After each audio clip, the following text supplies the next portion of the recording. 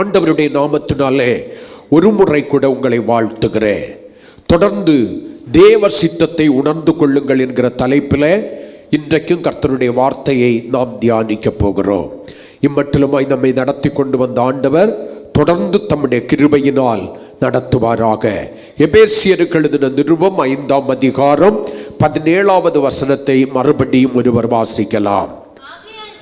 ஆகையால் நீங்கள் அழைக்கப்பட்டதும் தெரிந்து கொள்ளப்பட்டதும் கிறிஸ்து இயேசுவின் விலையேற பெற்றதான இரத்தத்தினாலே மீட்கப்பட்டதுமாய் இருக்கிற தேவ சபையாகிய நீங்கள் மதியற்றவர்களாய், அறிவினர்களாய், புத்தி இல்லாதவர்களாயிராமல் கர்த்தருடைய சித்தம் இன்னதென்று உணர்ந்து கொள்ளுங்கள். அல்லேலூயா.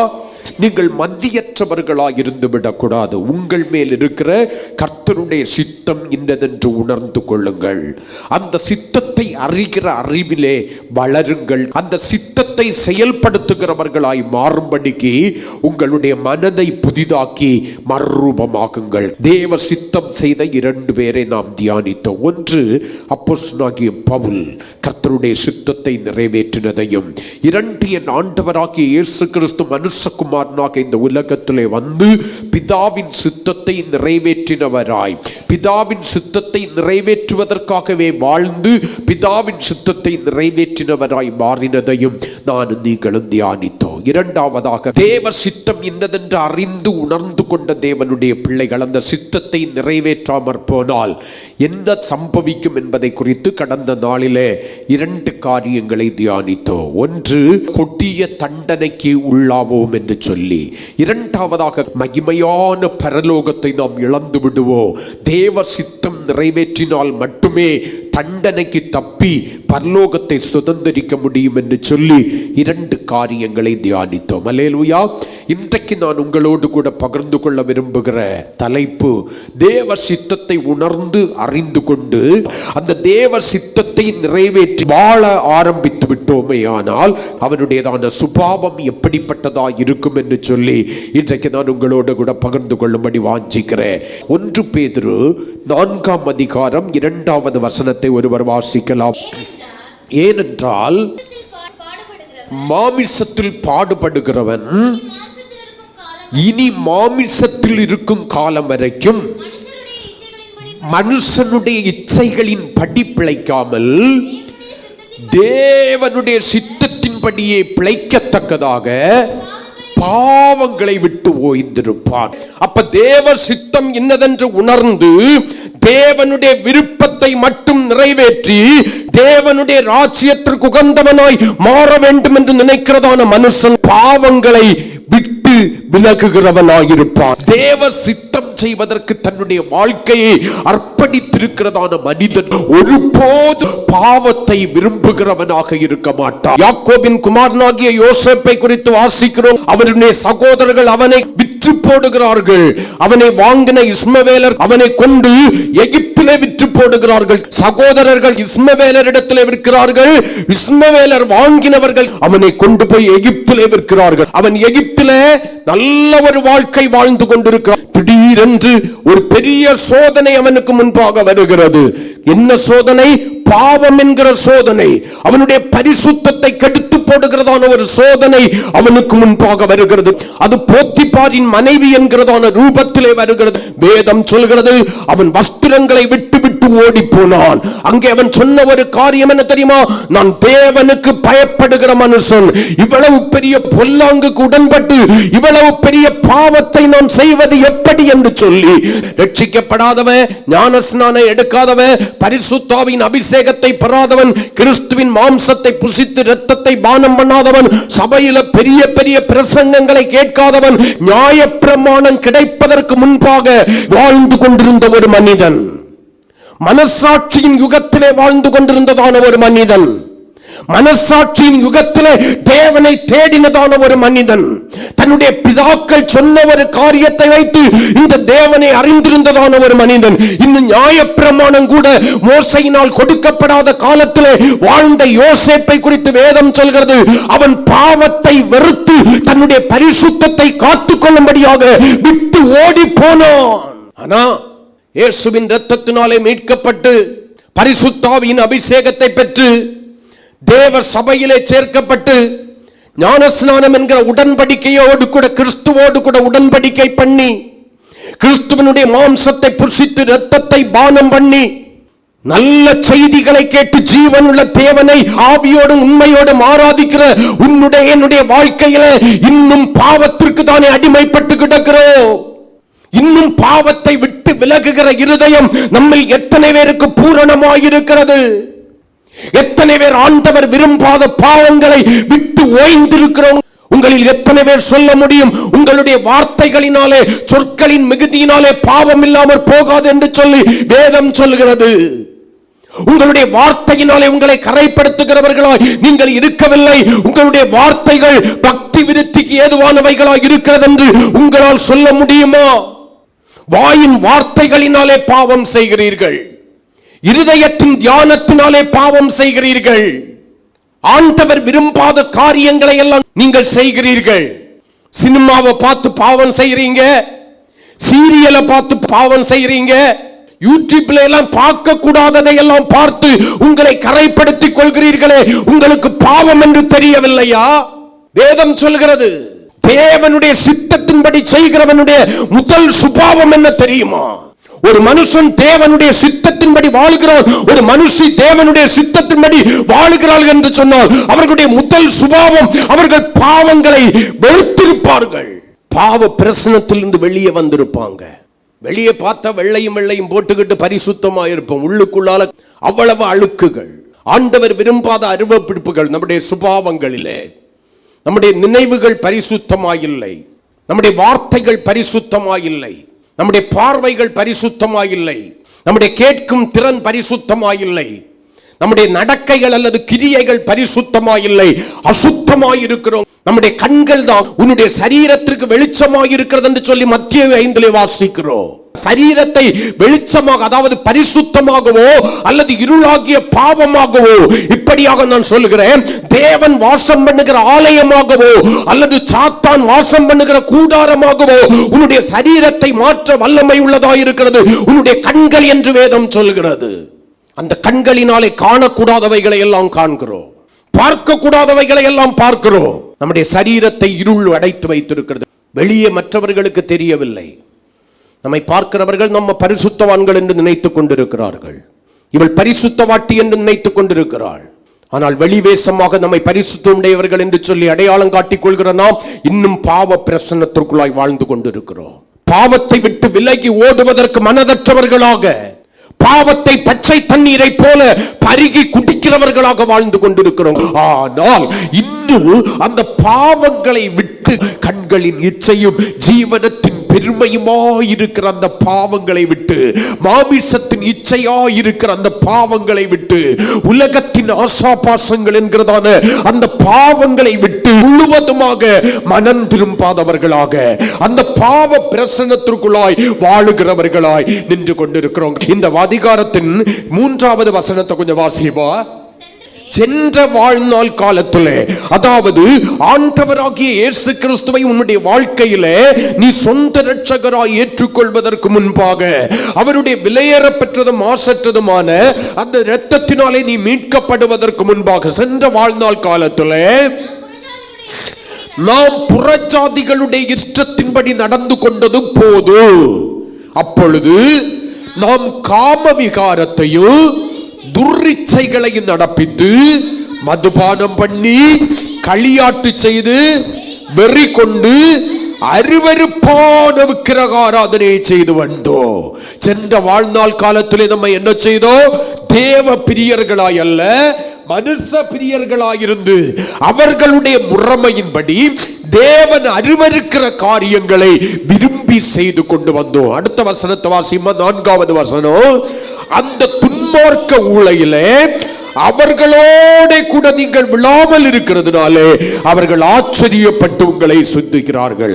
ஆனா இந்நாட்களிலே, சென்ற வாழ்நாள் காலத்திலே அவர்களோடு கூட சேர்ந்து இந்த காரியங்களை செய்ததான நீங்கள் ரட்சிக்கப்பட்ட பின்பு ஆண்டவராகிய இயேசு கிறிஸ்துவை இந்த இரட்சகராய் ஏற்றுக்கொண்ட பின்பு அந்த பாவ பிரசன்னத்தை விட்டு வெளியே வந்தபடியினாலே அந்த பாவத்தை வெறுக்கிறவர்களாய் இருந்தால் அவர்களாலே நீங்கள் விரும்பப்படத்தக்கவர்களாய் அல்ல, தூசிக்கப்படத்தக்கவர்களாய் இருப்பீர்கள். அல்லேலூயா. அப்ப தேவனுடைய பிள்ளைகளுக்கும் பாவத்துக்கும் சம்பந்தம் இருக்கக்கூடாது.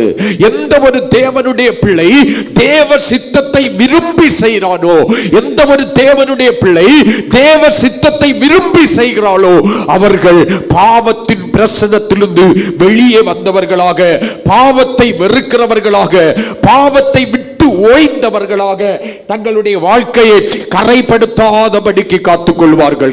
தேவ சித்தம் செய்து கொண்டிருக்கிற ஒரு மனுஷன் மனுஷியை ஒருவன் பார்க்கிறதான வேளையில் ரட்சிக்கப்படாத ஒருவன், புறஜாதியாகிய ஒருவன், புறஜாதியாகிய ஒருதி பார்க்கிறதான வேளையில் அவர்களுக்கும் உனக்கும் ஒரு வித்தியாசம் இருக்க வேண்டும். அதுக்காக தான் சபை வேறு பிரிக்கப்பட்டிருக்கிறது. நீ உலகத்திற்கு ஒத்த வேஷம் தரித்து அவர்களோடு கூட இணைந்து செயல்படுவதற்கல்ல. 1000 பன்றிகள் இருந்தாலும் அவைகளின் கூட்டத்திலே நீ ஒரு ஆட்டுக்குட்டி என்பதை நிரூபிக்கும்படியாக சென்ற வாழ்நாள் காலத்திலே நீ செய்த காரியங்களை அவர்களோடு கூட சேர்ந்து செய்கிறவளாய் அல்ல. அந்த துன்மார்க்க ஊழையிலே நீ மறுபடி விழாமல் இருக்கிறதை பார்த்து, அந்த பாவ சுபாவங்களிலிருந்து நீ விடுதலையாகி இருப்பதை பார்த்து நான் இப்படியாக சொல்கிறேன். சென்ற வாழ்நாள் காலத்திலே நீ பொய்யனும் பொய்க்கு பிதாவுமாய் இருந்திருக்கலாம். பெருமையானவைகளை பேசுகிறவனாய் செய்கிறவளாய் இருந்திருக்கலாம். ஏமாற்றுக்காரனாக ஏமாற்றுக்காரியாக இருந்திருக்கலாம். பொருளாசைக்காரியாக இருந்திருக்கலாம். உண்மையற்றவனாக உண்மையற்றவளாக இருந்திருக்கலாம். புறஜாதிகளுடைய சுபாவங்கள் உன்னுடைய வாழ்க்கையை அடிமைப்படுத்தி வைத்திருந்திருக்கலாம். ஆனால் நீ மனம் திரும்பினது உண்மை என்ன? அன்னைக்கு யாரு கூட சேர்ந்து எதெல்லாம் பண்ணினியோ அவங்க கண்களுக்கு நீ எப்படி தெரியணும்? டிஃபரெண்டா தெரியணும். அவங்களே உன்னை குறித்து சொல்லணும். அப்ப எல்லாம் வாயை திறந்தா பொய் பேசுவாங்க. இப்ப பரவாயில்ல, பொய்யே பேச மாட்டேங்கிறாங்க. உன்னை குறித்து எத்தனை பேர் சாட்சி கொடுக்கிறார்கள்? அப்ப எல்லாம் வாயை திறந்தா பெருமையா பேசிக்கிட்டு இருப்பாங்க. இப்ப பரவாயில்ல, நல்ல மனத்தாழ்மையாய் பேசுகிறார்கள். அல்லேலூயா. எத்தனை பேர் உன்னை குறித்து சாட்சி கொடுப்பார்கள்? அப்பெல்லாம் பண ஆசைக்கும் பொருள் ஆசைக்கும் அடிமைப்பட்டவர்களாய் கிடந்தாங்க. இப்ப அவைகளின் மேல் ஒரு நாட்டம் இல்லாதவர்களாய் இருக்கிறார்கள். பணத்தை குறிச்சு நவர் மைண்ட், பொருளை குறிச்சு நவர் மைண்ட். ஆமேன் சொல்லுங்களேன். அவங்க தேவ ராஜ்யம் என்று சொல்லி வாஞ்சித்து கொண்டிருக்கிறார்கள். அவர்கள் உன்னை குறித்து அடையாளம் சொல்ல வேண்டும். நீ அல்ல, உன்னை குறித்து நான் பிரியம், நான் ரூபவதி, என்னிலே பழுதொன்றும் இல்லை என்று சொல்ல வேண்டியது. கர்த்தர் உன்னை குறித்து சாட்சி கொடுக்க வேண்டும். உன் போதகன் உன்னை குறித்து சாட்சி கொடுக்க வேண்டும். உன்னோடு கூட தேவனை இணைந்து ஆராதிக்கிற தேவ பிள்ளைகள் உன்னை குறித்து சாட்சி கொடுக்க வேண்டும். உன் வீட்டார் உன்னை குறித்து சாட்சி கொடுக்க வேண்டும். அல்லேலூயா. உன் வீட்டார் உன்னுடைய துர்க்குணமான கிரியைகளை பார்த்து அட்ஜஸ்ட் பண்ணி போயிடக்கூடாது. அவங்களை அட்ஜஸ்ட் பண்ணுறதுக்கு நீ மிரட்டி வைக்க கூடாது. என்ன பண்ண விதி என்று சொல்லி அவர்களும் சேர்ந்து போயிடக்கூடாது. மாறாக நீ அந்த சுபாவங்களை விட்டு மனம் திரும்பி இருப்பதை பார்த்து அவர்கள் ஆச்சரியப்பட வேண்டும் அல்லது பொறாமப்படணும். இங்க வேதத்துல பொறாம தான் படுறாங்க, எரிச்சல் அடைகிறார்கள். இரண்டாகிலும் ஏதாகிலும் ஒரு காரியம் அங்கே நடந்திருக்க வேண்டும். ஏன் நம்மளால முடியல? மனம் திரும்பின, ரட்சிக்கப்பட்ட, ஞானஸ்நானம் எடுத்த, பரிசுத்தாவின் அபிஷேகத்தை பெற்ற, கிறிஸ்துவனுடைய மாம்சத்தை புசித்து இரத்தத்தை பானம் பண்ணுகிற சபையிலே அங்கமாய் மாறினேன் என்று சொல்கிற நம்மால ஏன் முடியல பாவத்தை விட்டுவிட? எத்தனை பாவங்கள், தேவன் விரும்பாத எத்தனை அசுத்தங்கள். உங்களில் எத்தனை பேர் எனக்கு சாட்சியிட முடியும்? என்னுடைய வாயின் வார்த்தைகளும் இருதயத்தின் தியானமும் தேவனுக்கு முன்பாக பிரீதியாய் இருக்கிறது. என் வாயின் வார்த்தைகள் என்னை கரைப்படுத்தவில்லை, என் சொற்களின் மிகுதியினாலே நான் பாவம் செய்யவில்லை என்று சொல்லி உங்களில் எத்தனை பேர் சொல்ல முடியும்? தேவ சித்தம் செய்கிறவர்களாக இருந்தால், தேவ சத்தம் கேட்டு தேவ சித்தம் என்னதென்று உணர்ந்து அந்த சித்தத்தை கை கொண்டு நடக்கிறவர்களாக இருந்தால் நீங்கள் என்ன பண்ணி இருப்பீங்க தெரியுங்க? பாவத்தை விட்டு மனம் திரும்பி இருப்பீர்கள். பாவ பிரசனத்திலிருந்து வெளியே வந்திருப்பீங்க. ஒரு புதிய வாழ்க்கை. அததான் எபேசியர் 4ஆம் அதிகாரத்தில் வாசிக்கிறோம். அந்தபடி முந்தின நடக்கைக்குரிய மோசம் போக்கும் இச்சைகளினாலே கெட்டு போகிற பழைய மனுஷனை களைந்து போட்டு உள்ளத்திலே புதிதான ஆவி உள்ளவர்களாகி மெய்யான நீதியிலும் பரிசுத்தத்திலும் தேவனுடைய சாயலாக சிருஷ்டிக்கப்பட்ட புதிய மனுஷனை தரித்துக் கொள்ளுங்கள் என்று சொல்லி எபேசியர் 4ஆம் அதிகாரம் 22 முதல் 24 வரையிலான வசனங்களிலே வேதம் நம்மை படிப்பிக்கிறது.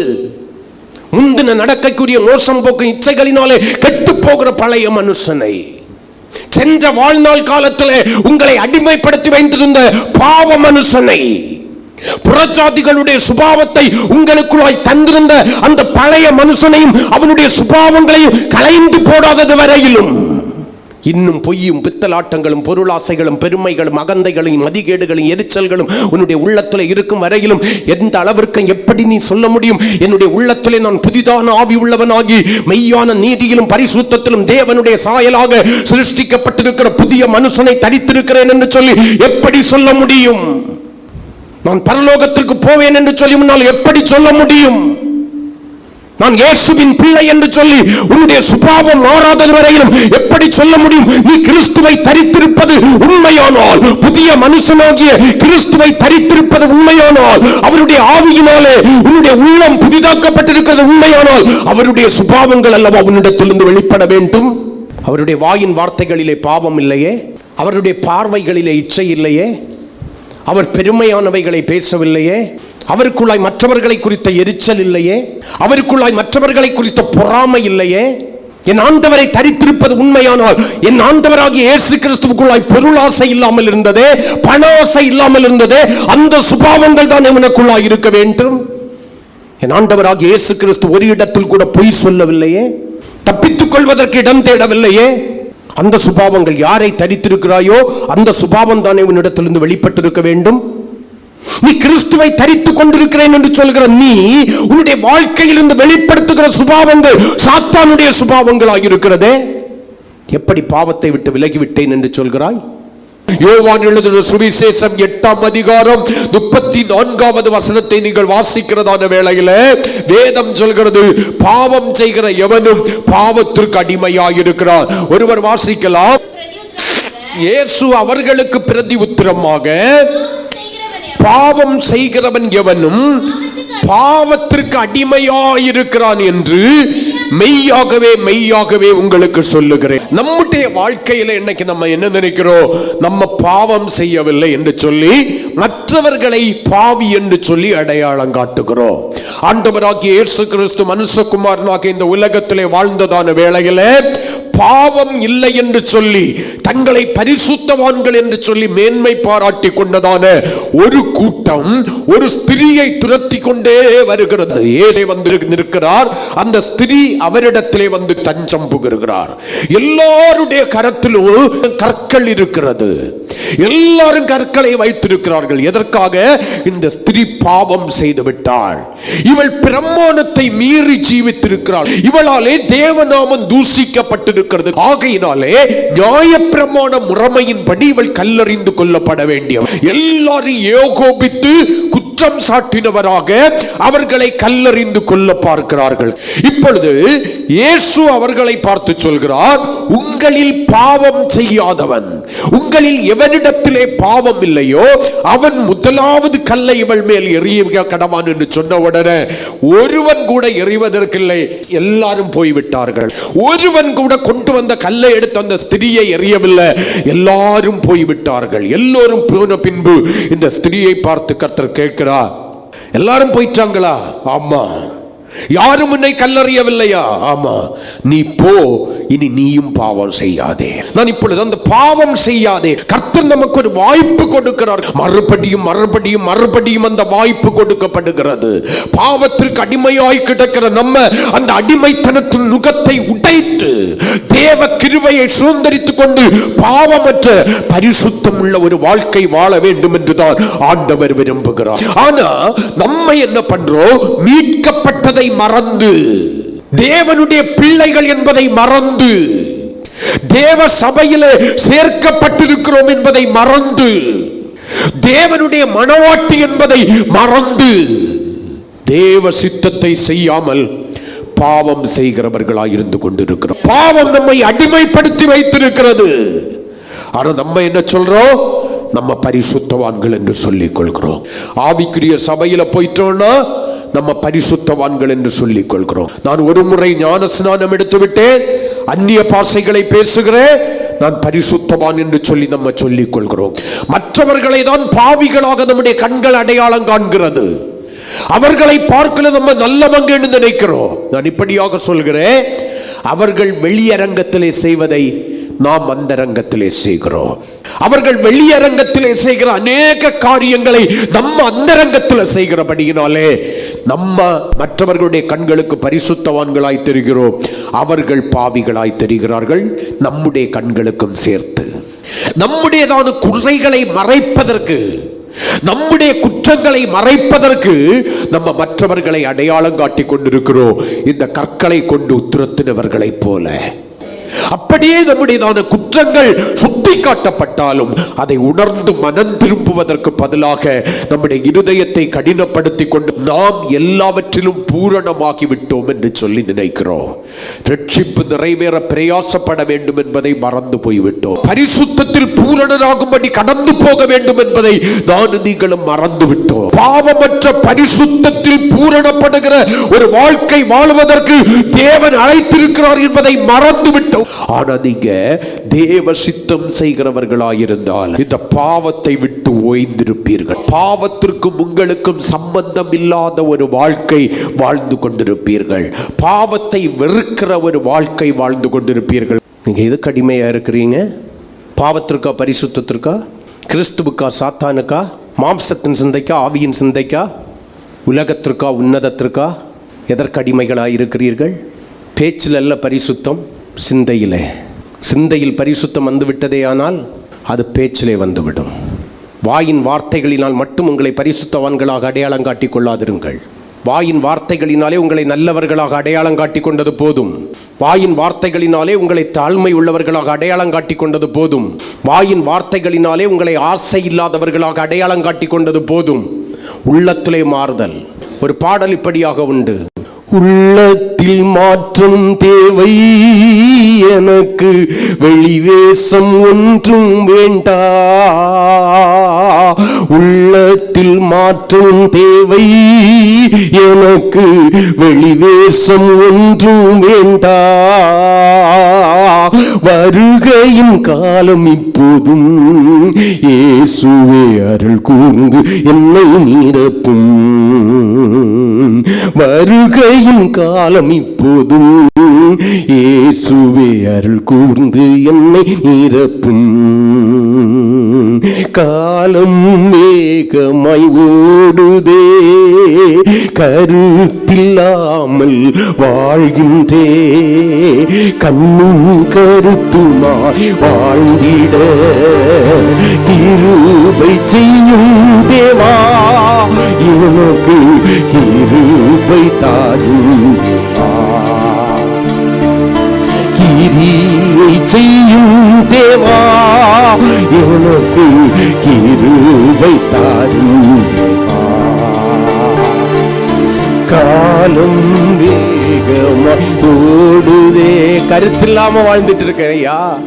இயேசுவின் வருகையின் காலம் வேகமாய் ஓடிக்கொண்டிருக்கிறது. வாசல் படியில் நின்று தட்ட ஆரம்பித்து விட்டார். 11ஆம் மணி வேளையை கடந்து நான் சென்று கொண்டிருக்கிறேன் என்பது எனக்கு இந்த உலகத்தின் எல்லா காரியங்களும் எச்சரித்து உணர்த்தி கொண்டிருக்கிறது. அவருடைய வருகையை குறித்த கரிசனையற்றவனாய், அவருடைய வருகையை குறித்த கருத்தில்லாதவனாய், பாவத்திலிருந்து விடுபடாமல் பரலோகத்திற்கு காத்திருக்கிறவனாய் இருக்கிறேன். நம்முடைய வாழ்க்கை இன்னைக்கு அப்படிதான் இருக்கு. பாவத்திலிருந்து விடைபடாமல், பாவத்தின் பிரசனத்தை விட்டு வெளியே வராமல் பரலோகத்திற்கு காத்திருக்கிற பரிசுத்தவான்களாய் இருக்கிறோம். ஆண்டவர் அதையா விரும்புகிறார்? பாவத்திலிருந்து விடுதலையாகி பரிசுத்தமாக்குதலை தெய்வ பயத்துடனே பூரணப்படுத்திக் கொண்டு கிறிஸ்துவின் வருகையை எதிர்நோக்கி காத்திருக்கிற தேவ பிள்ளைகளாய் நானும் நீங்களும் இருக்க வேண்டும் என்றுதான் ஆண்டவர் விரும்புகிறார். தேவனுடைய ராஜ்யம் வார்த்தையில் அல்ல, அது வார்த்தையில் அல்ல. வார்த்தை ஜாலத்தை கொண்டு நீங்கள் தேவனுடைய ராஜ்யத்திற்குள் பிரவேசிக்க முடியாது. தேவனுடைய பிள்ளையே, மாற்றம் தேவை. உள்ளத்துல உள்ளம் மாறினா மட்டும்தான் மறுரூபம் அடைய முடியும். அதனாலதான் வேதம் சொல்கிறது, மனம் மறுரூபமாகிறதுனாலே மனம் புதிதாக வேண்டும். உள்ள மாறாம வெளியே மாறி ஒரு பிரயோஜனமும் இல்லை. பாவம் செய்கிற எவனும் பாவத்திற்கு அடிமையாயிருக்கிறான். அந்த அடிமை உன்னை சீக்கிரமா விட்டுறாது. 1 பேதுரு 2ஆம் அதிகாரம் 24வது வசனத்தை நீங்கள் வாசித்து பார்ப்பீர்களே ஆனால் வேதம் இப்படியாக சொல்கிறது: நாம் பாவங்களுக்கு செத்து நீதிக்கு பிழைத்திருக்கும்படி அவர் தாமே தமது சரீரத்திலே நம்முடைய பாவங்களை சிலுவையின் மேல் சுமந்தார், அவருடைய தழும்புகளால் குணமானீர்கள். அல்லேலூயா. எதற்காக இயேசு கிறிஸ்து கல்வாரி சிலுவையை சுமந்தார்? எதற்காக மனுஷகுமாரனாக வந்தார்? எதற்காக சிலுவையிலே ஒப்பு கொடுத்தார்? நாம் பாவத்திற்கு செத்து நீதிக்கு பிழைத்திருக்கும்படி.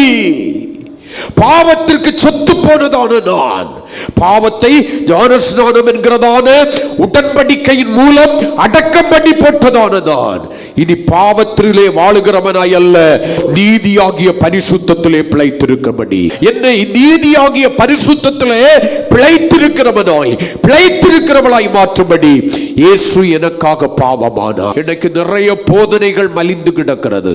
சிலர் சொல்லுகிறார்கள், நீ மன ஒருக்கா திரும்பினா போதும், அதுக்கப்புறம் நீ என்ன பாவம் செய்தாலும் கர்த்தர் கணக்கில் வைக்க மாட்டார். நீங்கள் வாழுகிறது நியாயப்பிரமாணத்தின் காலத்தில் அல்ல, கிருபையின் காலத்திலே வாழுகிறபடியினாலே, கிருபை உங்களுக்காக பரிந்து பேசுகிறபடியினாலே, நீங்க ரட்சிக்கப்பட்ட பின்பு, ஞானஸ்நானம் எடுத்த பின்பு, பரிசுத்தாவின் அபிஷேகத்தை பெற்ற பின்பு, நீங்கள் செய்கிற எந்த பாவங்களும் கர்த்தர் கணக்கிலே எடுத்துக்கொள்ள மாட்டார் என்று வேதம் சொல்கிறது.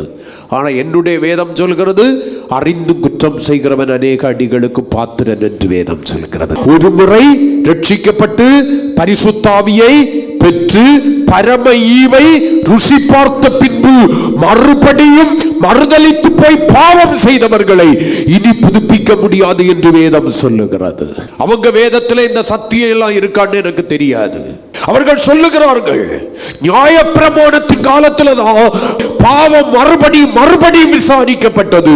கிருபையின் காலத்தில் வாழ்கிறதான உனக்காக இயேசு மரித்திருக்கிறபடியினால நீ செய்கிற பாவம் கணக்கில் வராது என்று சொல்லி நீங்க யூடியூப்ல எல்லாம் போய் பார்த்தீங்கன்னா மலிந்து கிடக்கிறது உபதேசங்கள். நீங்க ஆராதிச்சா போதும், நீங்க தசமபாகம் கொடுத்தா போதும், நீங்க காணிக்க கொடுத்தா போதும், நீங்க கிறிஸ்துவனுடைய மாம்சத்தை மாசத்துக்கு ஒருக்காவோ வாரத்துக்கு ஒருக்காவோ சில சபைகள்ல அனுதினமும் அர்ப்பணிக்கிறார்கள். அன்னன்னைக்குள்ள பாவங்களை அன்னன்னைக்கு தொலைக்கிறாங்களாம். திருவிருந்து எடுத்தா சொன்னா பாவம் மன்னிக்கப்படுகிறது என்று எங்கே இருக்கிறது? வேதம் சொல்கிறது, அவருடைய மாம்சத்தையும் இரத்தத்தையும் குறித்து குற்றமுடையவனோ இருப்பாய் என்று வேதம் சொல்கிறது. நீ உன்னை நிதானித்தறியாமல், உன்னை தேவனுடைய சமூகத்திலே தகுதிப்படுத்திக் கொள்ளாமல் அவருடைய மாம்சத்தை புசித்து இரத்தத்தை பானம் பண்ணுவாயானால் மரணமாகிய நித்திரைக்கும் வியாதிக்கும் நியாய தீர்ப்புக்கும் பங்குள்ளவர்களாக இருக்கிறோம் என்று வேதம் சொல்லுகிறது. போதனைகள் மலிந்து கிடக்கிறது. நமக்கும் அப்படிப்பட்டவைகள் பிடித்திருக்கிறது. காரணம், கடின உபதேசங்கள் அநேக வேளையில நம்முடைய குறைகளை நமக்கு உணர்த்தி காமிக்கிறது. அப்படிப்பட்ட உபதேசங்கள் மறுபடியும் நம்ம பாவம் செய்வதற்கு நம்ம என்ன பண்ணுகிறது? ஊக்குவிக்கிறது. ஆகையினாலே பாவத்திற்கு மறுபடியும் அடிமைகளாக நம்மை ஒப்புக் கொடுக்கிறோம். பாவத்திலிருந்து விடுதலையாக்கப்பட்டதான நாம், தேவனுடைய கிருபையினாலே விடுதலையாக்கப்பட்டதான நாம் மறுபடியும் அந்த பாவத்திற்கு நம்முடைய வாழ்க்கையை அர்ப்பணிக்கிறோம். அநேக தேவனுடைய பிள்ளைகளுக்கு உலகத்தானுக்கு இருக்கிற பயம் கூட இல்லை. அநேக தேவனுடைய பிள்ளைகளுக்கு பாவம் இன்னதென்று தெரியவில்லை. பாவத்தை உணர்ந்து கொள்கிற இருதயம் அவர்களுக்குள்ளே இல்லை. நான் பேசுறது சரி, நான் செய்கிறது சரி, எல்லாத்துலையும் நான் சரி, நான் இப்படி சொல்றேன், எல்லாத்துலையும் நீ சரி என்கிற ஒரு தலக்கணை இருந்தாலே நீ பாவத்திலே பரிபூரணமாய் அடிமைப்பட்டு கிடக்கிறாய். உன்னுடைய தவறுகளை உணர்ந்து நீ வெளியே வரணுமே தவிர, கல்லை தூக்கி கொண்டு ஸ்திரியை துரத்தினதை போல மற்றவர்களை துரத்தி செல்கிறவளாய் நீ இருக்கக்கூடாது. தேவனுடைய பிள்ளைகள் உங்களுடைய குறைகளை நீங்கள் உணர்கிறவர்களாக இருக்க வேண்டுமே தவிர மற்றவர்களுடையதான தவறுகளை மட்டும் பார்த்துக்கிட்டு வாழக்கூடாது. நான் இப்படியாக சொல்லுவேன், நான் ஒரு மனிதனுடைய தவறை பார்க்கிறேனே ஆனால் நான் இப்படி நினைக்கிறேன், அந்த தவறு என்னுடைய வாழ்க்கையிலே வந்துவிடக்கூடாது என்று உன்னிப்பாய் நான் கவனிக்கிறேன். அதான் வாழ்க்கை. ஒரு மனிதனுடைய மனுஷனுடைய தவறை நீங்கள் பார்க்கிறீர்களே ஆனால் அந்த தவறிலிருந்து உங்களை திருத்திக் கொள்ளுங்கள். நீங்கள் தேவ சித்தம் செய்கிறவர்களாயிருந்தால் இனி பாவத்திற்கு இடம் கொடுக்கிறவர்களாய் அல்ல, பாவத்தை விட்டு ஓய்ந்தவர்களாக, பாவமோட எந்த சுபாவங்களுக்கு உங்களுடைய வாழ்க்கையை விலக்கி காத்துக் கொள்கிறவர்களாக மாறுவீர்கள். அதுதான் ஆண்டவர் உங்களுடைய வாழ்க்கையில எதிர்பார்க்கிற ஒரு காரியம். ரோமர் 6:2 கொஞ்சம் வாசி. பாவத்திற்கு மரித்த நாம் இனி அதிலே எப்படி பிழைப்போ? பாவத்தை விட்டுட்டேன், பாவத்திலிருந்து மீட்கப்பட்டுட்டேன். நான் தேவ சித்தம் செய்கிறவனாயிருந்தால் நான் விட்டு வந்த பாவத்திலே எப்படி இனி பிழைத்திருக்க முடியும்? அப்ப நான் பிழைத்திருக்கிறேன்னா இன்னும் பாவத்துக்கு நான் சரியா சாகல. அந்த பாவ சுபாவத்திலிருந்து இன்னும் நான் என்ன பண்ணல? மனம் திரும்பல. நான் இப்படியாக சொல்லுகிறேன், என்னுடைய வெளிப்புறம் மாறின அளவிற்கு என்னுடைய உள்ளம் இன்னும் மாறவில்லை. என்னுடைய வெளிப்புறத்தின் தோற்றத்திலே வந்ததான மாற்றம் என்னுடைய இருதயத்திலே இன்னும் வரவில்லை. ஆகையினாலே பாவத்திற்கு செத்ததானதான் மறுபடியும் அந்த பாவத்திலே பிழைத்திருக்கிறேன். அப்படியானால் நான் இன்னும் தேவ சித்தம் செய்ய ஆரம்பிக்கவில்லை. நான் தேவ சித்தம் செய்ய ஆரம்பித்திருப்பேனால் மறுபடியும் அந்த பாவத்திலே பிழைத்திருக்கிறவனாய் அல்ல, பிழைத்திருக்கிறவனாய் அல்ல, பாவத்தை வெறுத்து பரிசுத்தத்தை வாஞ்சித்து பின்னானவைகளை மறந்து முன்னானவைகளை நோக்கி நான் கிறிஸ்து இயேசுவுக்குள் தேவன் அழைத்த பரம அழைப்பின் பந்தய பொருளுக்காக இலக்கை நோக்கி தொடர்ந்திருப்பேன். ஹல்லேலூயா. பாவத்தை நியாயப்படுத்தி காண்பிக்கிறவனாய் அல்ல, பாவிகளுக்கு சிநேகிதனாய் அல்ல, பாவத்தை உணர்ந்து விட்டுவிட்டு அந்த பாவ பிரசன்னத்திலிருந்து வெளியேறி பாவம் செய்கிறவர்களையும் சிநேகிக்கிறவனாய் அல்ல, அதை வெறுத்து முன்னேறி சென்றிருப்பேன். வேதம் சொல்கிற சத்தியத்தை நான் உணர்ந்து நடந்திருப்பேன். என்னுடைய வாயின் வார்த்தைகளினால் என்னை கரைப்படுத்தி இருக்க மாட்டேன். என்னுடைய இருதயத்தின் சிந்தையினாலே நான் என்னை கரைப்படுத்தி இருக்க மாட்டேன். நான் பரிசுத்தத்தை என்ன பண்ணியிருப்பேன்? தெய்வ பயத்தோடே பூரணப்படுத்த நினைத்திருப்பேன். என்னுடைய வெளியரங்கமான வாழ்க்கையை பார்க்கலும் என்னுடைய அந்தரங்க வாழ்க்கையை நான் பாதுகாத்திருப்பேன். காலை வேளையில் உங்களை பார்த்தோன்னு கேட்குறேன், வெளிப்புறமான வாழ்க்கையிலே மாறின அளவிற்கு நீங்கள் உங்களுடைய அந்தரங்க உள்ளான வாழ்க்கையிலே மாறி இருக்கிறீர்களா? பாவம் என்கிறதை எல்லா வேளையிலும் விட்டு விலகுகிற சுபாவம் உங்களில் எத்தனை பேருக்கு இருக்கிறது? கர்த்தருக்கு ஸ்தோத்திரம். அடுத்து 3வது வசனத்தை வாசிமா. கிறிஸ்து இயேசுவுக்குள்ளாக ஞானஸ்நானம் பெற்ற நாம் அனைவரும் அவருடைய மரணத்திற்குள்ளாக ஞானஸ்நானம் பெற்றதை அறியாமல் இருக்கிறீர்களா? கிறிஸ்து இயேசுவுக்குள்ளாக ஞானஸ்நானம் பெற்றீங்களே அப்பா, அவருடைய மரணத்திற்குள்ளாக தானே ஞானஸ்நானம் பெற்றீங்க. அப்ப ஏன் மறுபடியும் பாவத்திற்கு செத்த நீங்கள் இந்த பாவத்தை நேசித்து அதை செய்து கொண்டிருக்கிறீர்கள்? நீங்க ஞானஸ்நானம் பெற்றது உண்மைன்னா அங்கே உங்களுடைய பாவ சரீரம் என்ன பண்ணப்பட்டது? அடக்கம் பண்ணப்பட்டது. அப்பொழுதே நீங்கள் பாவத்திற்கு செத்துட்டீங்க, நீதிக்கு பிழைத்திருக்கிறீங்க. இனி அந்த பாவம் உங்களை ஆளாதிருப்பதாக. இயேசு கேட்ட கேள்வியை இப்பொழுது நான் உங்களை பார்த்து கேட்டால், உங்களில் எத்தனை பேர் உங்களில் பாவம் இல்லை என்று சொல்ல முடியும்? உங்களால் பதில் சொல்ல முடியுமா? உங்களில் எத்தனை பேர்? நான் இப்படியாக சொல்கிறேன், என்னால் சொல்ல முடியாது. நான் அறிந்தோ அறியாமலோ விரும்பியோ விரும்பாமலோ ஏதோ ஒரு பாவம் என்னை ஆளுகை செய்கிறது. அப்போஸ்தலனாகிய பவுல் சொல்லுவார், நிர்பந்தமான மனுஷன் தான் யார் என்னை இந்த மரண சரீரத்திலிருந்து விடுதலை ஆக்குவார்? நன்மை செய்ய வேண்டும் என்று விருப்பம் எனக்குள்ளால இருக்கிறது, ஆனால் நான் விரும்புகிற நன்மையை செய்யாமல் தீமையை செய்கிற காரணம் எனக்குள்ளாய் இருக்கிற பாவமே. என்னால சொல்ல முடியாது. ஆனா நம்ம அநேக பேர் சொல்லுறோம், என்கிட்ட பாவம் இல்லைன்னு. அந்த பாவத்தை விட்டு விலகணும்னா பரிபூரணமாய் தேவ சித்தம் செய்யணும். தேவ சித்தத்தை பரிபூரணமாய் செய்ய ஆரம்பித்து விட்டோமே, ஆனால் இந்த பாவத்திலிருந்து பாவ பிரசனத்திலிருந்து பரிபூரணமாய் நம்ம விடுதலை ஆயிருப்போம். நான் ஞானஸ்நானம் பெற்றவன், ஞானஸ்நானம் பெற்றவள் என்கிற உணர்வு எனக்கு இருக்கும். இனி ஒரு முறை இயேசு மனிதனாக இந்த உலகத்தில் வந்து என் பாவங்களுக்காய் மரிக்க மாட்டார் என்கிற தெளிவு எனக்கு இருக்கணும். இன்னொரு முறை என்னுடைய பாவங்கள் போக்க கழுவப்படுதலாகிய ஞானஸ்நானத்தை நான் எடுக்க முடியாதுங்கிற தெளிவு உனக்கு இருக்கணும். ஒரே முறை மரிப்பதும், ஒரே முறை அடக்கம் பண்ணப்பட்டு, ஒரே முறை நியாய தீர்க்கப்படுவதும் உனக்கு எனக்கு நியமிக்கப்பட்டிருக்கிறது என்பதை புரிந்து கொள்ளணும். அடிக்கடி செத்து அடிக்கடி அடக்கம் பண்ணப்பட்டா அப்ப செத்ததுல ஏதோ மிஸ்டேக் இருக்கு. அரை உயிர் கிடக்கும் போது எடுத்துட்டு போய் புதைச்சிருப்பாங்க. புதைக்க போற நேரத்துல மண் அள்ளி போடும் போது கொஞ்சம் உயிர் இருக்கு, கரையில போடு. திரும்பவும் எத்தனை முறை செத்து எத்தனை முறை அடக்கம் பண்ண முடியும்? ஒரே ஒரு முறை தான், உள்ளால வச்சதுதான். அதை திரும்ப தோண்டி எடுக்க கூடாது. அந்த சுபாவங்களை தோண்டி எடுக்கிறோம். முங்கும் போது விட்டுட்டு வந்த சுபாவங்களை மறுபடியும் தோண்டி எடுக்கிறோம். அந்த பொய் சொல்றதுல மாற்றம் இல்லை, அந்த அசுத்தமான கிரியைகளை நடப்பிக்கிறதுல மாற்றம் இல்லை, ஆற்றால் அந்த குண்டடி கோள் சொல்றதுலையாவது மாற்றம் இல்லை, இதுலையுமே மாற்றம் இல்லை. மாற்றம் இல்லாத ஒரு வாழ்க்கை வாழ்ந்துக்கிட்டு சொல்லிட்டோம் நம்ம மாறி இருக்கிறோம். எதுல மாறி இருக்கிறோம்? நான் மறுபடியும் சொல்றேன், ஆழமா சொல்றேன், வெளிப்புறம் மாறின அளவிற்கு உன்னுடைய உள்ளம் மாறவில்லை. அதனாலதான் இயேசு சொன்னார், வெளி தோற்றத்தின்படி என்ன பண்ணிராத, தீர்ப்பு செய்திராத. என்னுடைய வெளி தோற்றம் என்னை உனக்கு பரிசுத்தவானாக அடையாளம் காட்டலாம், ஆனா என்னுடைய உள்ளம் துர்நாற்றங்களினால் நிறைந்து போயிருக்கலாம். என்னுடைய வாயின் வார்த்தைகள் பரிசுத்தத்தை போல தெரியலாம், ஆனால் என்னுடைய அந்தரங்க வாழ்க்கையிலே தேவன் விரும்பாத அருவருப்புகள் அவரை முகம் சுளிக்க செய்யலாம். பாவத்திற்கு செத்ததான் மறுபடியும் அந்த பாவத்திலே வாழ்ந்து கொண்டிருக்கலாம். செத்து போன சிலர் இன்றைக்கும் உலகத்தில் ஜீவித்து கொண்டிருக்கிறார்கள் சிலை வடிவிலே. அதுபோல நான் நீங்களும் வாழ்ந்து கொண்டிருக்கலாம். ரெண்டுக்கும் வித்தியாசம் என்னன்னா, அன்னைக்கு வெளிப்படையாக செய்தவைகளை இன்றைக்கு நம்ம அந்தரங்கத்தில் செய்யலாம். உங்களில் எத்தனை பேர் சொல்ல முடியும்?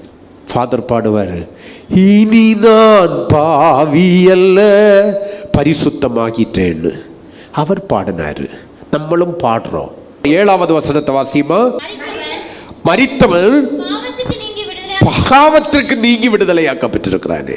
ஞானஸ்நானம் என்கிறதான அந்த மரணத்தின் மூலம் அடக்கம் பண்ணப்பட்டவன் பாவத்துக்கு நீங்க என்ன பண்ணிருக்கணும், விடுதலை பெற்றிருக்கிறானே என்று வேதம் சொல்லுகிறது.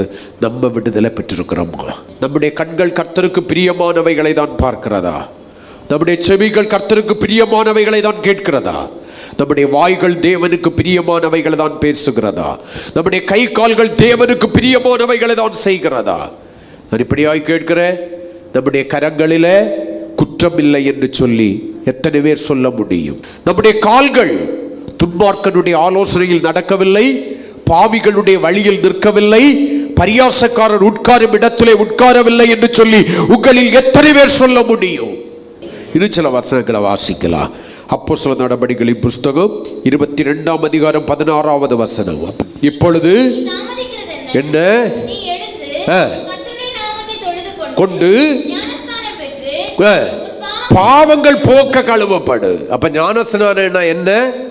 பாவங்கள் போக்க கழுவப்பட்டது. அது எத்தனை தடவை கழுவ முடியும்? தினமும் 3 தடவை குளிக்கிறவங்களும் இங்க இருப்பீங்க, இருக்கிறீங்களா இல்லையா? ராத்திரி 12 மணின்னா கூட கர்த்தருக்கு ஸ்தோத்திரம், குளிக்காம என்ன வராது, தூக்கம் வராது. குளிச்சாதான் தூக்கம் வரும். எதுக்கு? சரீரத்தில் இருக்கிற அழுக்க கழுவுறதுக்கு. ஆனா ஆத்துமாவில் இருக்கிறதான அழுக்க கழுவுறதுக்காக நீ ஞானஸ்நானம் எடுக்கிற. அதை எத்தனை தடவை தான் குளிக்க முடியும்? பழைய பாட்டில் ஒவ்வொரு முறையும் பாவம் செய்துவிட்டு தேவ சமூகத்தில் மிருக ஜீவனை கொண்டு செல்வதை போல நீ போக முடியாது. ஒரே ஒரு ஞானஸ்நானம்.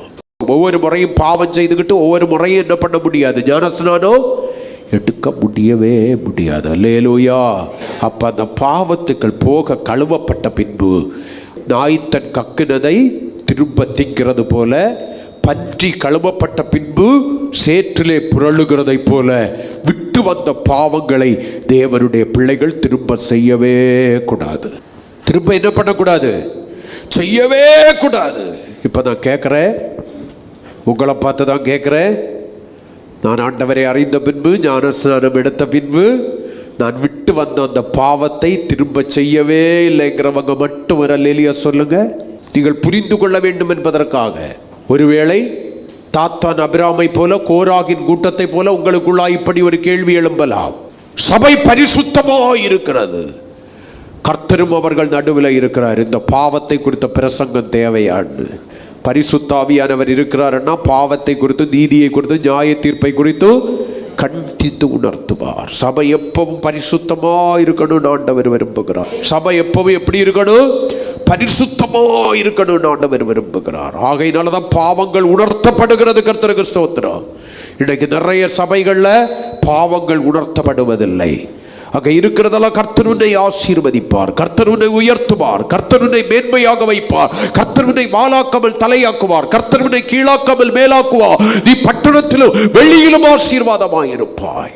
நம்ம பழைய ஏற்பாட்டு நியாயப்பிரமாணத்திற்கு உட்பட்டவர்கள் அல்ல. உணர்த்தப்படுகிறது. கர்த்தருக்கு ஸ்தோத்திரம். இன்னைக்கு நிறைய சபைகள்ல பாவங்கள் உணர்த்தப்படுவதில்லை. அங்க இருக்கிறதெல்லாம் கர்த்தர் உன்னை ஆசீர்வதிப்பார், கர்த்தர் உன்னை உயர்த்துவார், கர்த்தர் உன்னை மேன்மையாக வைப்பார், கர்த்தர் உன்னை வாளாக்காமல் தலையாக்குவார், கர்த்தர் உன்னை கீழாக்காமல் மேலாக்குவார். நீ பட்டணத்திலும் வெளியிலும் ஆசீர்வாதமாய் இருப்பாய். நம்ம பழைய ஏற்பாட்டு நியாயப்பிரமாணத்திற்கு உட்பட்டவர்கள் அல்ல. நியாயப்பிரமாணத்தில் இருந்துதான் கிருபை வந்தது. பிரமாணம் இல்லாம கிருபை வெளிப்படல. புதிய ஏற்பாடும் நியாயப்பிரமாணத்தை குறித்து பேசுகிறது. ஆகையினாலே தேவனுடைய பிள்ளைகள் கழுவப்பட்ட பின்பு மறுபடி என்ன பண்ணக்கூடாது? பன்றி புலர்களதை போல் அதுல புரளக்கூடாது. விட்ட பாவம் விட்டதுதான், இனி வேண்டாம். அல்லேலூயா.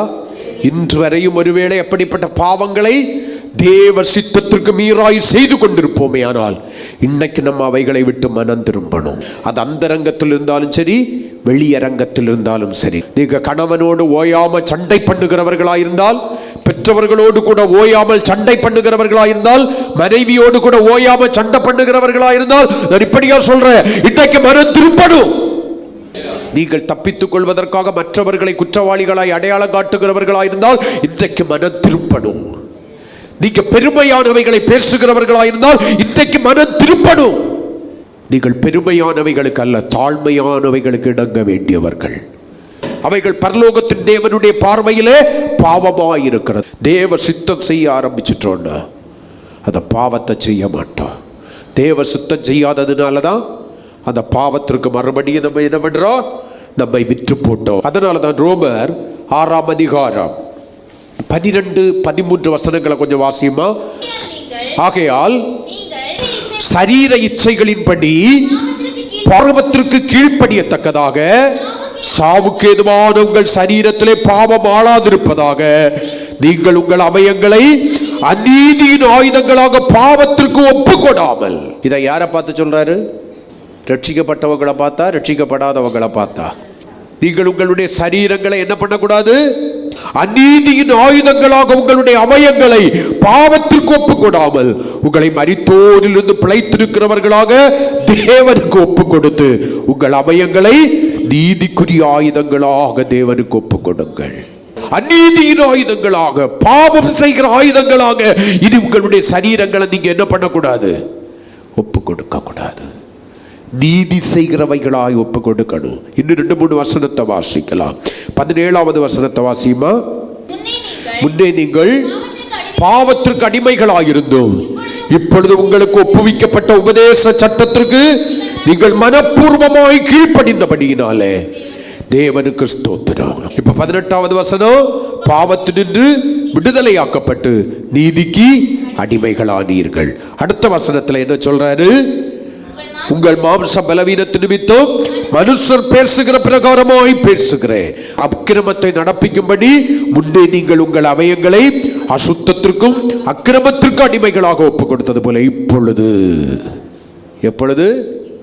எப்பொழுது நீங்க ரட்சிக்கப்பட்டேன் என்று சொன்ன பின்பு, சபையில சேர்க்கப்பட்ட பின்பு, உங்களுடைய பாவங்கள் போக்க கழுவப்பட்ட பின்பு பரிசுத்தமானதை நடப்பிக்கும்படி உங்கள் அவயங்களை நீதிக்கு அடிமைகளாக ஒப்புக் கொடுங்கள் என்று வேதம் சொல்கிறது. அல்லேலூயா. 21வது வசனத்தை வாசிங்க. இப்பொழுது உங்களுக்கு வெட்கமாய் தோன்றுகிற காரியங்களினாலே அக்காலத்தில் உங்களுக்கு என்ன பலன் கிடைத்தது? அவைகளின் முடிவு மரணமே. அருமையான தேவனுடைய பிள்ளையே, நன்றாய் கவனித்துக்கொள். தேவ சித்தம் இன்னதென்று உணர்ந்து அறிந்து அதை செய்வதற்கு பழக்கப்படுத்திக் கொண்டதான நீ தேவ சித்தம் செய்யாமல் பாவம் செய்து கொண்டிருப்பாயானால் உனக்காக இனி ஒரு பலி இல்லை. ஆனால் தேவ சித்தம் செய்வது உண்மையானால் பாவத்தை விட்டு ஓய்ந்திருப்பாய். இன்னும் நீ பாவம் செய்வது உண்மையானால் தேவ சித்தம் செய்வதிலே தவறு இருக்கிற. பாவம் எப்படிப்பட்டது தெரியுமா? அது சாதாரணமானதல்ல, அது மிகவும் பயங்கரமானது. அல்லேலூயா. பாவத்தினுடைய ஆரம்பம் எப்படி இருக்கும் தெரியுமா? மிகவும் இனிமையாக இருக்கும். அல்லேலூயா. ஆறுதல் இருந்ததை போல இருக்கும், சந்தோஷம் தருகிறதை போல இருக்கும். ஆனால் அதனுடைய முடிவு பயங்கரமாக இருக்கும். அந்த பாவம் கொஞ்சம் கொஞ்சமாக தான் உன்னை விழுங்க ஆரம்பிக்கும். நான் ஒரே ஒரு கதையை சொல்லி முடிக்கிறேன். ஒரு மலை பகுதியில் ஒரு கழுகு வாழ்ந்து கொண்டிருந்தது. பயங்கரமான ஒரு கழுகு. கழுகுகளுடைய ஆகாரம் என்ன என்பதை குறித்து வேதமே நமக்கு சொல்லுகிறது. பிணம் எங்கேயோ அங்கே கழுகுகள் வந்து கூடும் என்று சொல்லி. 2 நாட்களாக இந்த கழுகுக்கு ஆகாரம் கிடைக்கவில்லை. பிணத்தை தேடி தேடி தேடி அலைந்தது. ஒரு நாளிலே ஒரு இடத்திலே வந்து உட்கார்ந்து கொண்டது.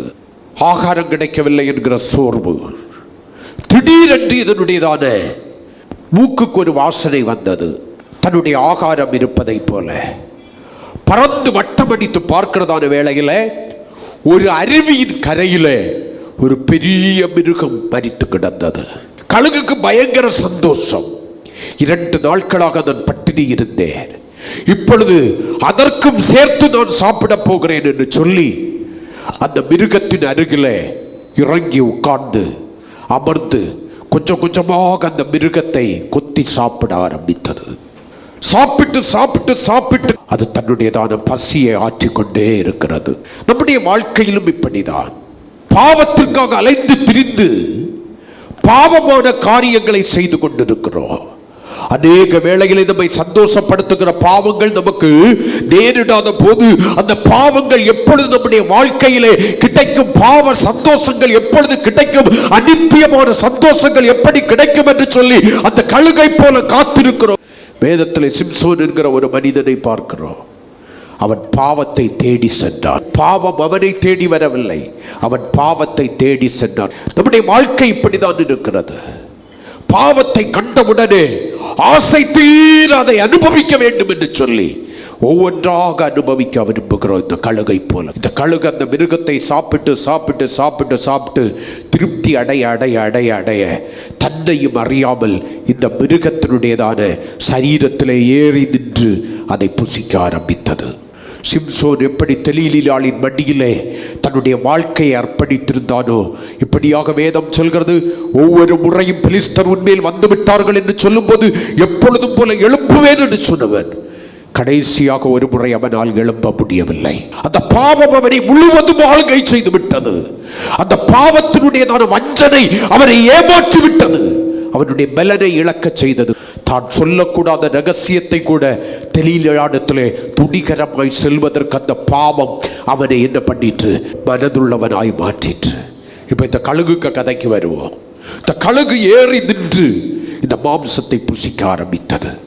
புசிக்க புசிக்க புசிக்க புசிக்க அந்த மாம்சத்தினுடையதான டேஸ்ட், பாவம் எப்போதுமே அப்படிதான் இருக்கும். அதை அனுபவிக்க அனுபவிக்க அனுபவிக்க ஒரு குறிப்பிட்ட நேரம் வரைக்கும் ரொம்ப சந்தோஷமா இருக்கும். இதே போல சந்தோஷம் உலகத்துல வேற எங்கும் கிடைக்காதது போல இருக்கும். அனுபவித்ததுனால உங்களுக்கு சொல்றேன். அதே போல இந்த கழுகு அதை புசித்து கொண்டே இருக்கும்போது 2 விலா எலும்புகளுக்கு இடையிலே இந்த கழுகினுடைய கால்கள் இருந்தது. கழுகு இந்த மாம்சத்தை புசிக்க புசிக்க புசிக்க புசிக்க அதையும் அறியாமல் அந்த அழுகி போன மாம்சத்திற்குள்ளாய் இந்த கழுகினுடைய கால்கள் இறங்க ஆரம்பித்தது. அது உணர்ந்து கொள்ளவில்லை. நான் ஆபத்திலே மாட்டிக்கொள்ளப் போகிறேன் என்பது இந்த கழுகுக்கு தெரியாது. சிம்சோனை போல நினைத்தது, எப்பொழுதும் போல நான் பறந்து போவேன், இன்னும் கொஞ்சம் புசிக்கலாம் இன்னும் கொஞ்சம் புசிக்கலாம் என்று சொல்லி அப்படியே புசித்து கொண்டே அந்த சரீரத்திற்குள்ளாய் அதனுடைய கூர் நகங்கள் நிறைந்த அந்த கால்கள் இறங்க ஆரம்பித்தது. கழுகு மாம்சம் புசித்து கொண்டே இருக்கிறது. திடீரென்று மழை மேகங்கள் திரண்டன. பெருமழை ஒன்று வருகிறது.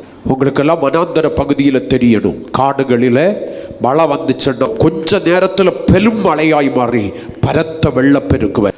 காட்டாறுகளில எல்லாம் மழை பெய்ய ஆரம்பிச்சு கொஞ்ச நேரத்துக்குள்ள பயங்கரமான தண்ணி வேகமாய் வரும். இப்ப அருவியினுடைய கரையிலேயாக்கு இந்த மிருகம் இருக்கு. இந்த மிருகத்திற்குள்ளால இதனுடைய கால்கள் இருக்கிறது. இந்த கழுகு அதுக்கு மேல நின்று திரும்பவும் மாம்சத்தை புசித்து கொண்டே இருக்கிறது. ஆபத்தை உணரவில்லை. என் கால் உள்ளால மாட்டிட்டு இருக்குன்னு சொல்லி இந்த கழுகுக்கு தெரியல, உணர்வில்லை. நம்முடைய வாழ்க்கை நிறைய வேளையில் அப்படிதான். நம்ம மாட்டிக்கொண்டோம் என்பதை தெரியாமல் கூட பாவத்தை செய்து கொண்டிருக்கிறோம். பாவத்தை பச்சை தண்ணீரை போல குடித்துக் கொண்டிருக்கிறோம். திடீரென்று பெருமழை பெய்து பயங்கரமான வெள்ளப்பெருக்கு வந்தது. கொஞ்சம் கொஞ்சமா தண்ணி பெருகிட்டே இருக்கு. கொஞ்சம் கொஞ்சமாக இந்த மிருகத்தை தண்ணீர் நிரப்பிக்கொண்டே இருக்கிறது. கழுகு இப்பவும் நினைக்குது, கொஞ்சம் கூட சாப்பிட்டுக்கிட்டு போயிடுவோம். இப்பொழுது கொஞ்சம் கொஞ்சமாக அந்த மிருகத்தை முங்கினதான தண்ணீர் கொஞ்சம் கொஞ்சமாக அந்த மிருகத்தை அசைக்க ஆரம்பித்தது. இப்பொழுது கழுகுக்கு நாம் பறந்து விடலாம் என்று சொல்லி சிம்சோன் எப்பொழுதும் இப்போ எழும்பினதை போல எழும்பி போடலான்னு நினைக்கும் போது கழுகுனால என்ன பண்ண முடியல, எழும்ப முடியல. கால்கள் மாட்டி கொண்டது. அந்தோ பரிதாபம், பெருமழை வந்தது. சிம்சோன் பெலிஸ்தனுடைய கரத்திலே கிடைக்கப்பட்டு அவருடைய கண்கள் பிடுங்கப்பட்டு வெண்கல விலங்குகள் மாட்டப்பட்டு காசாவிலே மாவரைத்து கொண்டிருந்தான். இந்த கழுகோ தண்ணீரிலே அடித்து செல்லப்பட்டு மாமிசத்திற்கு ஆசைப்பட்டதான கழுகு அழிந்து போனது. அருமையான தேவனுடைய பிள்ளையே, மனம் திரும்பின பின்பு பாவத்திலே வாழ்வாயானால், தேவ சித்தம் இன்னதென்று உணர்ந்து கொள்ளாமல் பாவத்திலே வாழ்வாயானால், ஒரு நாள் வரும், ஆபத்து என்று சொல்லி நீ உணர்ந்து கொள்ளாத ஒரு நேரம் வரும். அதை உணர்வதற்கு முன்பாக, தப்பித்துக் கொள்ளலாம் என்று நினைப்பதற்கு முன்பாக, இந்த பாவம் உன்னை மரணம் என்கிற ஒரு கொடிய வேதனைக்குள்ளாய் தள்ளிவிடும். ஜாக்கிரதையாயிரு. கழுகனுடைய முடிவு தண்ணீரிலே அடித்து செல்லப்பட்டு அந்த மிருகத்தோடு கூட அழிந்து போனது. நீயும் அப்படிதான் பாவத்தோடு கூட மாண்டு போவாய். ஆனால் பரிசுத்தத்தை காத்து கொண்டாயனால் பரலோகத்திலே வாசமாயிருப்பாய். முழங்கால் படியிடுவோம். தேவ சித்தம் செய்கிறவர்களுடைய சுபாவம், முதலாவது அவர்கள் பாவத்தை விட்டு ஓய்ந்திருப்பார்கள். உன்னுடைய வாழ்க்கையில் பாவத்தை வெறுத்து பரிசுத்தத்தை நேசித்து வாழ்கிற ஒரு வாழ்க்கை உண்டா? உன்னுடைய வாழ்க்கையில் எந்த அளவிற்கு பரிசுத்தத்திற்கு நீ முக்கியத்துவம் கொடுத்து கொண்டிருக்கிறாய்? இந்த காலை வேளையில் கர்த்தரிடத்திற்கு திருப்பு. அருமையான தேவனுடைய பிள்ளைய, தேவ சித்தம் செய்தேன்னா பாவத்தை ஜெயித்திடலாம். தேவ சித்தம் செய்யலைன்னா இந்த பாவத்தில் அடிமைப்பட்டு தான் கிடக்கணும். கொஞ்ச நேர சந்தோஷம் மிகுந்த துக்கத்தை உனக்கு உருவாக்கும். கொடிய மரணம் என்கிறதான ஒரு பெரிய வேதனையை உனக்கு கொடுக்கும். இந்த பாவம் வேணுமா வாலிபனே? இந்த பாவம் வேணுமா கன்னிகையே? பிரிய சகோதரா சகோதரி, இந்த பாவம் வேணுமா? அது வார்த்தையினாலோ கிரியையினாலோ உண்டாகிற பாவமாக இருக்கலாம், கண்களின் இச்சையினால் உண்டாகிற பாவமாக இருக்கலாம். எந்த பாவமாக இருந்தாலும் இந்த பாவத்தை விட்டு மனம் திரும்பி கர்த்தருக்கு ஸ்தோத்திரம், கர்த்தரை உறுதியாய் பற்றி கொள்வாயானால் ஆண்டவர் உன்னை ஆசீர்வதிப்பார். ஆண்டவர் உனக்கு ஒரு கடைசி வாய்ப்பை கொடுக்கிறார். கர்த்தருக்கு ஸ்தோத்திரம். சிம்சோனுக்கு கொடுத்தது போல ஒரு கடைசி வாய்ப்பை கர்த்தர் உனக்கு கொடுக்கிறாரு. இன்றைக்கு கொடுக்கிற இந்த வாய்ப்பை பிரயோஜனப்படுத்துங்க. எத்தனையோ முறை கர்த்தர் உன்னோடு கூட பேசியும் உணர்த்தப்பட்டும் தொடர்ந்து அந்த பாவத்தை செய்து கொண்டிருக்கிற என் பிரிய சகோதர சகோதரி, வாலிப தம்பி தங்கச்சி, இன்னைக்காவது உணர்ந்து மன திருப்பு. இனி இந்த காரியத்தை நான் செய்ய மாட்டேன். நீ பேசுகிறது பொய்யா இருக்கலாம், அதை விட்டு மன திருப்பு. பெருமையா இருக்கலாம், அதை விட்டு மன திரும்ப. கர்த்தருக்கு ஸ்தோத்திரம். கர்த்தருக்கு கீழ்ப்படியாம இருக்கிறதான ஒரு பாவத்தை நீ செய்து கொண்டிருக்கலாம், மனம் திரும்பு. துணிகரம் என்கிறதான ஒரு பாவத்தை நீ செய்து கொண்டிருக்கலாம், மனம் திரும்பு. அது உன் வாயின் வார்த்தைகளினால் உண்டாகலாம், இருதயத்தின் தியானத்தினால் உண்டாகிற பாவமாய் இருக்கலாம், உன்னுடைய நடக்கைகள் அல்லது கிரியைகளினாலே உண்டாகிற பாவமாய் இருக்கலாம், அது அந்தரங்க பாவமாய் இருக்கலாம், வெளியரங்கமான பாவமாய் இருக்கலாம். இன்றைக்கு இயேசுவினிடத்திற்கு மனம் திரும்பு. ஆண்டவரே, இன்றைக்கோட இந்த பாவத்தை நான் விட்டுக்கிட்டு நான் மனம் திரும்புகிறேன். ஆண்டவரே, என் கண்கள் இனி உமக்கு பிரியமில்லாதவைகளை பார்க்காது, என் காதுகள் இனி உமக்கு பிரியமில்லாததை பார்க்காது. ராக்குக்குள்ளாலே பாப்புக்குள்ளாலேயும் அடங்கி கிடக்கிறாயோ? வேண்டாம், அது உன்னை தேவையில்லாத இடத்துக்கு கொண்டு சென்று விடும். வேண்டாம், வெளியே வந்துடு. இது உனக்கு கொடுக்கப்பட்ட கடைசி நேரம். இதோ பெலிஸ்தர் உன்மேல் வந்து விட்டார்கள், சத்துரு உன்மேல் வந்து கொண்டிருக்கிறான். எழும்பு இந்த கடைசி நிமிடத்தில். கடைசியில் கழுக போல நீ எழும்பணும்னு நினைக்கும் போது உன்னால் எழும்ப முடியாது. என்னுடைய வாழ்க்கையில், என்னுடைய வாலிப வயதில் பாவத்தை நான் விளையாட்டாக அனுபவிக்க ஆரம்பித்தவன். சிகரெட்டு பிடிச்சதெல்லாம் விளையாட்டாக, மதுபானம் பண்ண ஆரம்பித்தது விளையாட்டாக. என் நண்பர்களிடத்தில் எப்படி தான் சவால் விடுவேன். கர்த்தருக்கு ஸ்தோத்திரம். எப்போ வேணுமென்றாலும் இதை வேண்டான்னு விட்டுக்கிட்டு தான் வெளியே வந்துடுவேன். ஆரம்பத்தில் அப்படி தான் இருந்துச்சு. எப்போ வேண்டான்னு வைக்கிறனோ அப்போ வேண்டான்னு வைப்பேன், எப்போ விரும்புகிறனோ செய்வேன். ஆனால் நாட்கள் செல்ல செல்ல செல்ல செல்ல செல்ல ஒரு நாள் இந்த கழுக போல தான் நான் வெளியே வந்துடலான்னு நினைக்கும் போது, ஆபத்து கிட்டி சேர்ந்து விட்டது, வெளியே வந்துடலான்னு நினைக்கும் போது இந்த பாவம் என்னை வெளியே வரவிடவில்லை. கொடிய மரணத்திற்குள்ளாய், கொடிய மரண இருளுக்குள்ளாய் என்னை அழைத்து சென்றது. கொடிய மரண இருளுக்குள்ளாய் சிம்சோனை பெலிஸ்தர் அழைத்து சென்றதை போல, இந்த அருவியிலே வந்த காட்டாற்று வெள்ளம் இந்த மாம்சத்தோடு கூட கழுகை இழுத்து சென்றதை போல என்னை கொடிய மரண இருளுக்குள்ளாய் நடத்தி சென்றது. நான் எப்படியாக விடுதலை பெற்று விடலாம் என்று நினைத்தேன். என்னால் முடியவில்லை. ஆனால் இயேசு என்னை தேடி வந்தார். அவர் என்னை விடுதலாக்கினார். அவர் தான் என்னை மீட்டார். அந்த இயேசு இன்னைக்கு வந்து நடுவில் உலாவி கொண்டிருக்கிறார். அருமையான தேவ பிள்ளையே, இது எந்த சூழ்நிலையிலையோ மனம் திரும்பி இருக்கிறதா பாவம் செய்யவே மாட்டேன். மனம் திரும்பின காரியங்களை மறுபடி நான் செய்யவே மாட்டேன். கர்த்தருக்கு ஸ்தோத்திரம். பிரைஸ்கா. இன்னைக்கு ஒரு மனம் திரும்பி ஆகாத சுபாவங்களை விட்டு விட்டு வாலிபனே, உன் லேப்டாப்பில் என்ன இருக்குது, உன் செல்ஃபோனில் நீ என்ன பார்க்குற, பேசுகிற, என்ன கேட்குற, யோசி. அந்தரங்க வாழ்க்கை எப்படி இருக்கு சகோதரா, சகோதரி? அந்தரங்க வாழ்க்கை எப்படி இருக்கு? உன்னுடைய வாயின் வார்த்தைகளினால் நீ பாவம் செய்து கொண்டிருக்கிறாயே. உன் இருதயத்தின் நினைவுகளினால் நீ பாவம் செய்து கொண்டிருக்கிறாயே. மனம் திரும்ப மாட்டாயோ? நான் என்கிற தாழ்மை இல்லாமை உன்னை பாவியாய் மாற்றி வைத்திருக்கிறதை மனம் திரும்ப மாட்டாயோ? இந்த காலை வேளையில் மனம் திரும்ப.